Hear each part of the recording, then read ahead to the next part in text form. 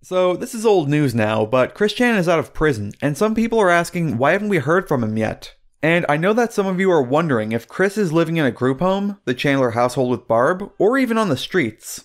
But, just like me, I can tell that you're also a man of culture, and instead of wondering about all that nonsense, you want to know what this means for the dimensional merge. But what is a dimensional merge, some of you might be asking? Well, that's a really good question, so why don't we start where it all began? On October 26, 2018, Chris uploaded a video called Dimensional Merge Announcements, where he told us that Dimension 1218 would be combining with our sister dimension C197, where all fictional characters exist. In the video, Chris would tell us that many people wouldn't survive, and then he commits heresy. Hello everybody, this is Christine Chandler coming to you live from home once again. And we're going to talk about the recent, more obvious topic of the dimensional merge. Yes, this dimension, right here, 1218, is going to be merged with our sister dimension, C197, where most of our superheroes, supervillains, OCs, and what have you, and other characters have been existing and coexisting. Yep. Everybody who survives this will get to meet their favorite superheroes among others and everything. But yes, those are going to survive and those are not going to survive.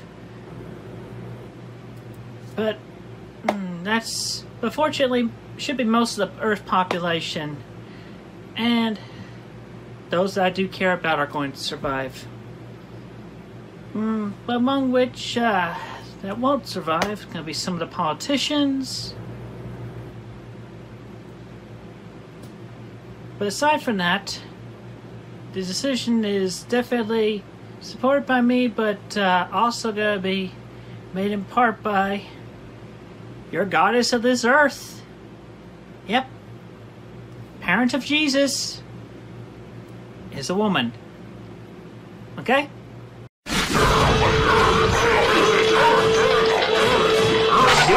Heresy! Heresy! Heresy! Come on, baby, give me some heresy!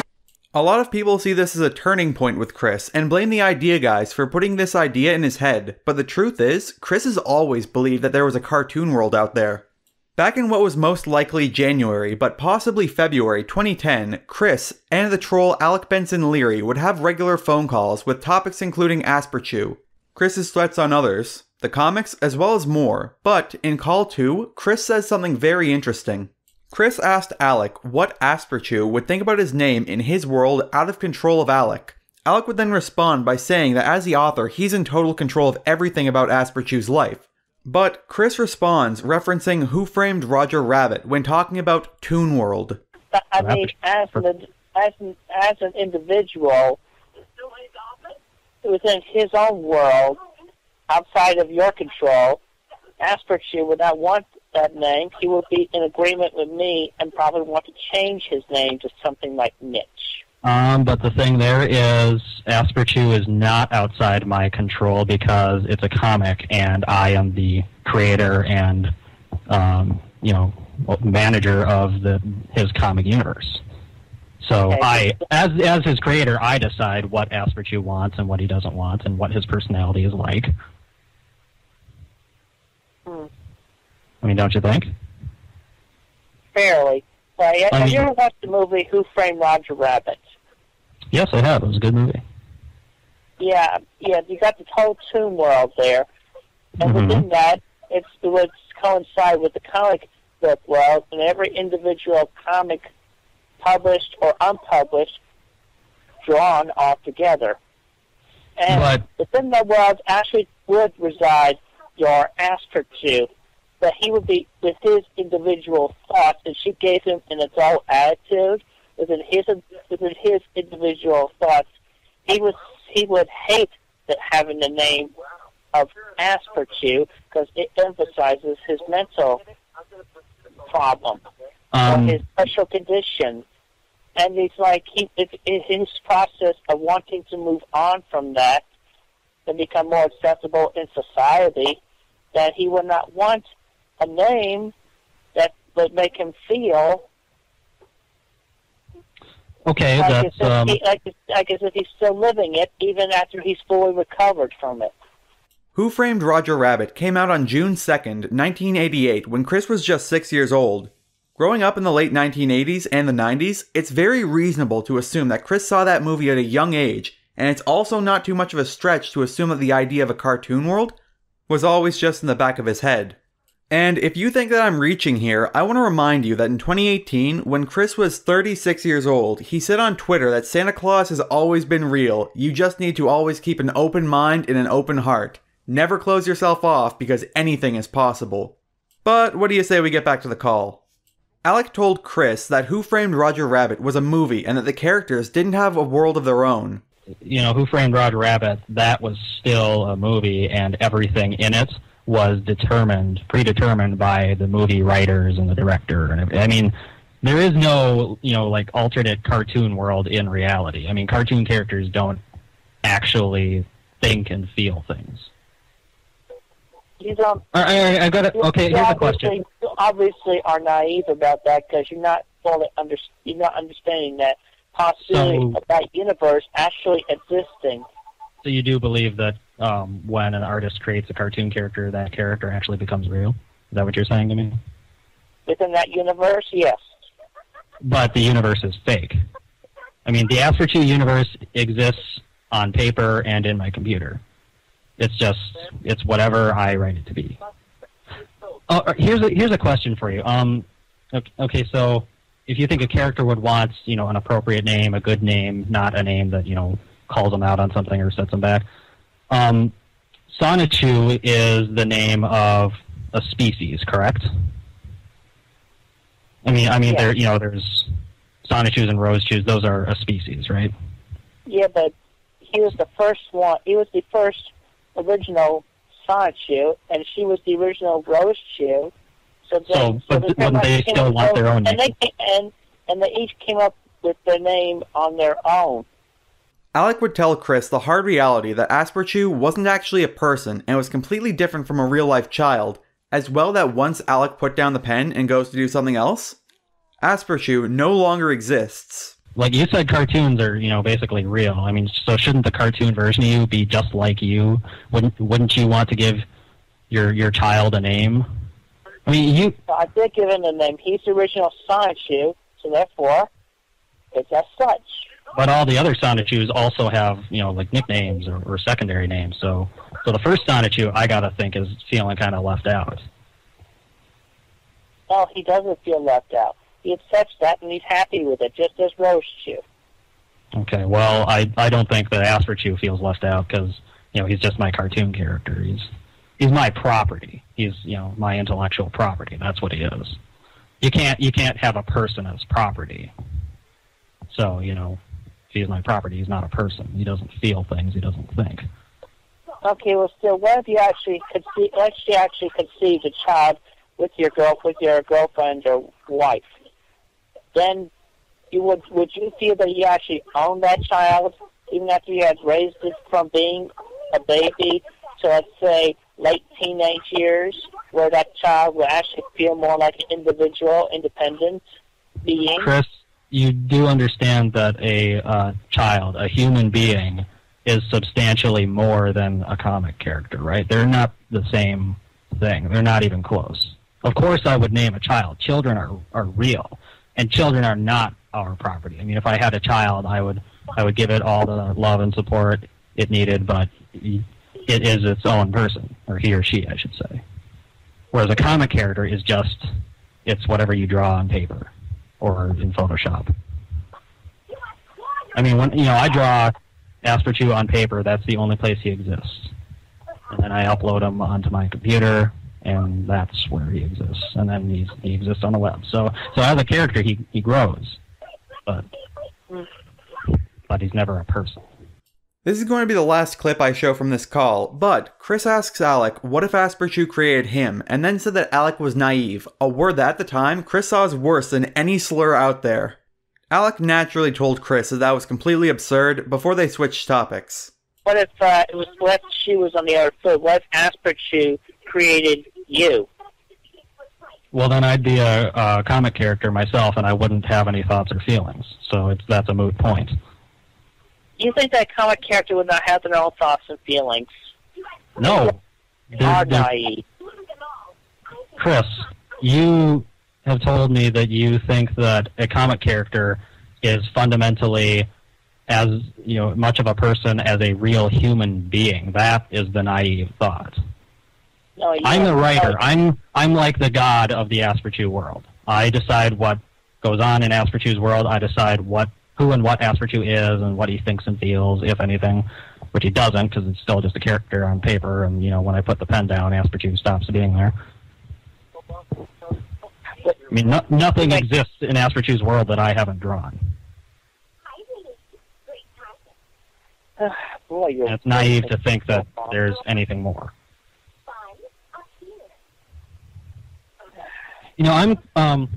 I think we should agree to disagree on this point because we both have our own thoughts. Back to the merge announcement, though. Chris claimed to be getting headaches due to being destined for this, and then Chris said that he would be able to transform into Chris Chan Sonichu soon. Well, and now for something completely different. Electric hedgehog power! Pew! Pardon me, my head's got the thing, the psychic link, and I get the headaches now and then. Because I'm so integrated in all this. Because who knew I actually am destined. And with the ancient prophecy of C197 and everything that I am literally half Sonichu, and I soon will be able to transform into my Sonichu form. Be able to run at max speeds, thunder attacks, psychic attacks, everything.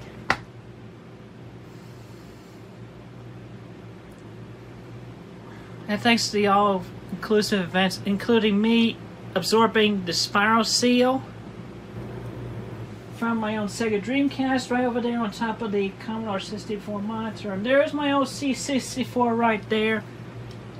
Video connection is still an issue, but I do believe I am going to get some very good help on that very soon. But anyway, aside from that, Chris claimed to be getting married to a bunch of Sonichus and other Pokemon, including Mewtwo, before telling Megan Schroeder what happened to her C197 counterpart. I want you to know first off that I definitely have no ill feelings against you, and I strongly support your relationship with your sweetheart, and obviously I'm not going to come after you whatsoever. I have been married since last March to my Magic Chance Sonichu and Crizel Rosechew, and more recently became married to Savannah Rosechew and Mewtwo. But anyway, Megan, your counterpart in C197, ever since her Sailor Senshi powers, Sailor Megtoon, have been stripped after the unfortunate breakup events of 06 or 07, or maybe in 08.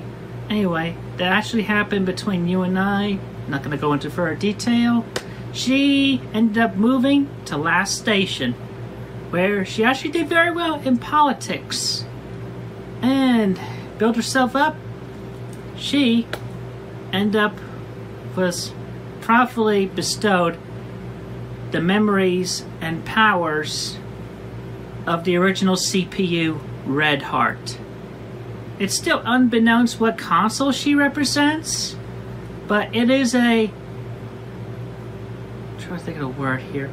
Well, anyway, it's a Nintendo console that was released only in Germany, and I tried looking it up on the internet, though there is a reference or two, but the name is always censored. The name of that one console. Don't know why, but it is. But anyway, your counterpart there, leader of the island nation of Krasna, with a miles-long bridge extending from east part of the United States of America, east part of Virginia. Very long bridge to that man-made island. Chris would write multiple tweets explaining the merge better on October 9th. I'm just going to read out the important parts for time's sake. Firstly and mainly, the inhabitants of C-197 on and off the Earth and related linked local dimensions like Equestria mostly and mainly consist of the fictional and OC individuals that you read and hear about and see in the many media. So, if you've read a comic book, watched movies and TV shows, played a video game, and so forth, anime included, you're acquainted with at least one individual or anthropological creature of C-197. They are not aliens, unless they were originally specified as aliens in the media of this world. Chris would write another series of tweets saying that certain locations would be replaced by their C-197 counterparts. So if you live in a forest located in Spain, watch out because the Smurfs are taking over. Also, Elmore, where Gumball and Darwin live, will take its place in California, as well as Springfield with The Simpsons, in whichever state that's in, Quahog and Station Square in Rhode Island, and so forth. Even the Smurf village will appear in Spain in a forest somewhere. Chris believed that the fictional video games from C-197 and other Sonichu merchandise would be merging into this world too. Yes, and the Sonichu and Rosichu merch in C-197 are all likely to make it through the merge as well, official console video games included. I'll play Sonichu's Adventure and earning that trophy set on PS3 soon enough.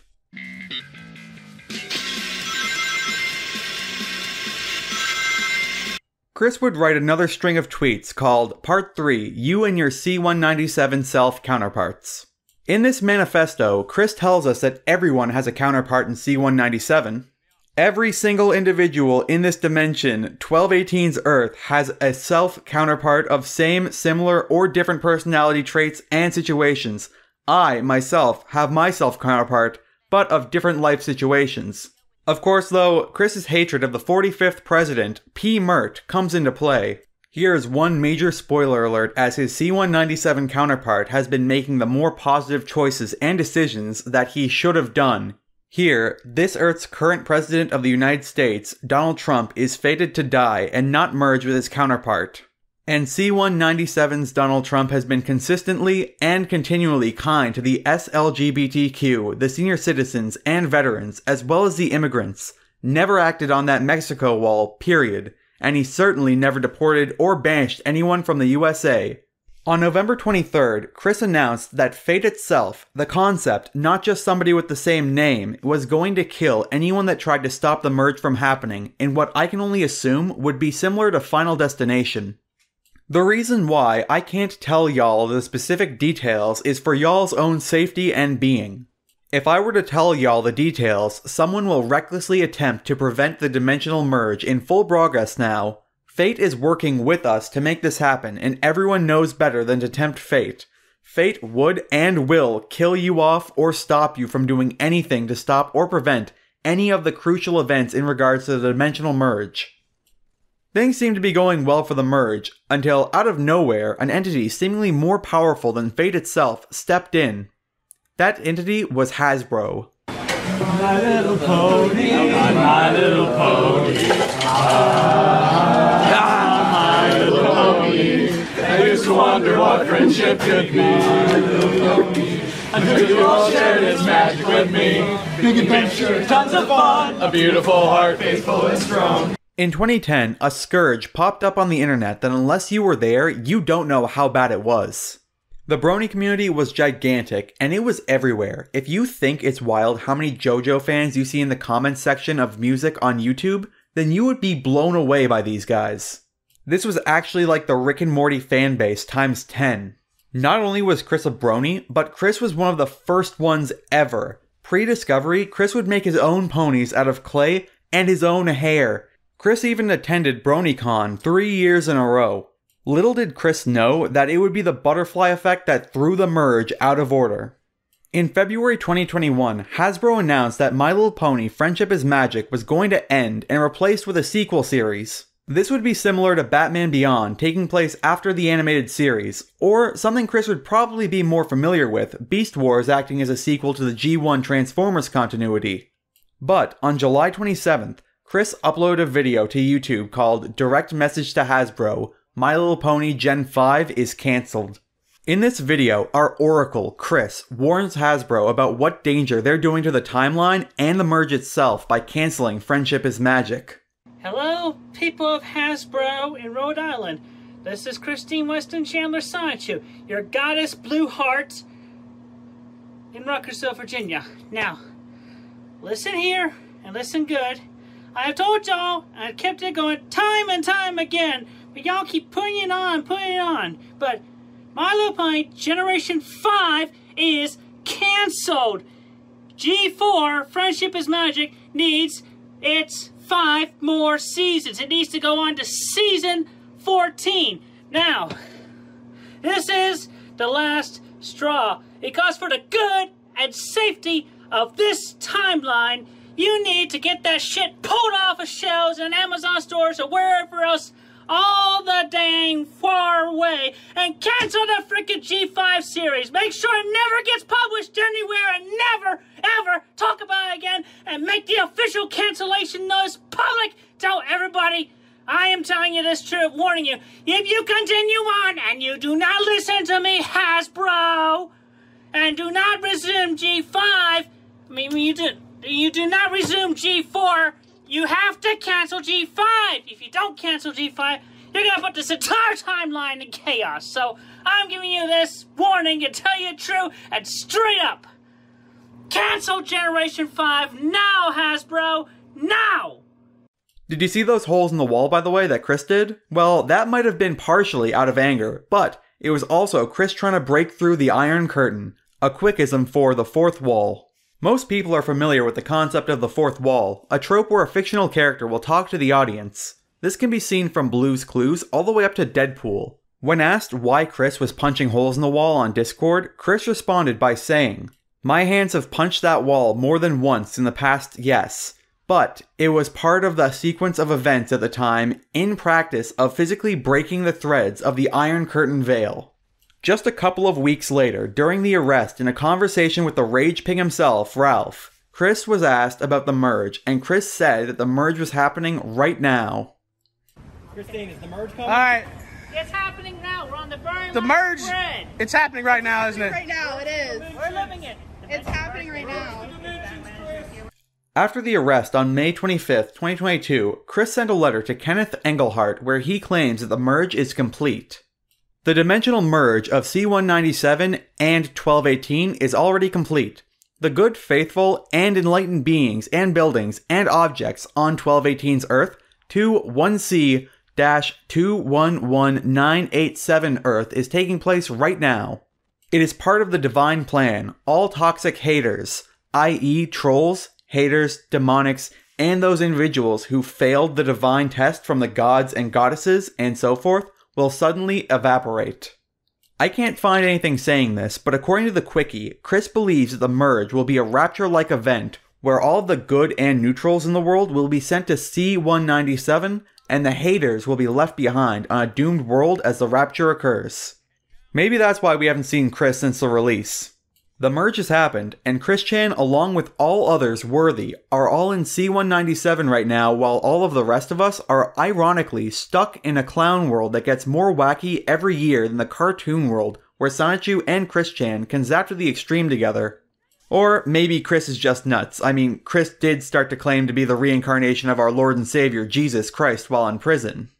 But tell me what you think. Do you feel like you're left out being stuck in a reality where you can't get your pizza delivered to you by Spider-Man and then watch the news about the damage the Decepticons and Cobra did to Mars? Or is it just nice to sit back and watch the Mulcows where everything is a bit more grounded? As always, thanks for watching and hopefully I'll see you soon.